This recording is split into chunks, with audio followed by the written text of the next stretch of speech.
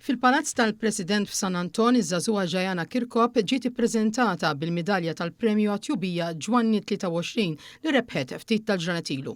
F'ċerimonja qasira iżda sinifikanti għall-loti ta' dan l-unur annwali li jiġi organizzat mill-Laboratorju tal-Paċi, il-fundatur Patru Dionisju Mintoff saħaq li biex tirrenja l-paċi fid-dinja l-futur jibqgħu it-tfal.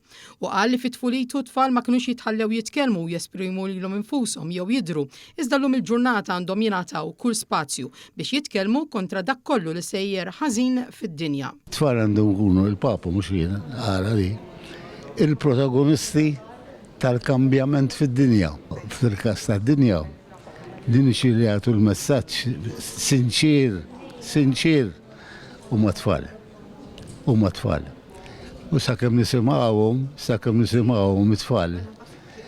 Intuhom it-tnejn ġifieri, sakemm nisimgħuhom id-dinja tkun aħjar. U kompla jgħid li huwex fil-kruwa tal-gwerra u għalhekk għamel l-isforz biex inissir kultura ta' paċi permezz tal-ħolqien tal-laboratorji tal-paċi fejn żgur qatt ma kien jistenna li llum qed jgħixu miegħu nies li jħadnu 18 reliġjon differenti. Sostna li l-Premju Ġwanni 23 inħoloq għal dan il-għan biex tfal bħal Jayana Kirkop ikomplu jiġu mħeġġa jiddedikaw ħinhom għal ġid ta' ħaddieħor u f'dan il-każ qed tgħin lil Katalea Borġ tgħix u tesperjenza l-ħajja bħal bqija ta' sħabha. Iżda insista li biex tkun tista' verament tgħin lil ħaddieħor trid tkun taf tinsa lilek innifsek. Malli tinsa lilek innifsek tiftakar f'ħaddieħor, il-bqija tibqa' għumru kollu. Tara li kien nifsek biss. Isek tħares lej mera u dejjem tara l-wiċċek.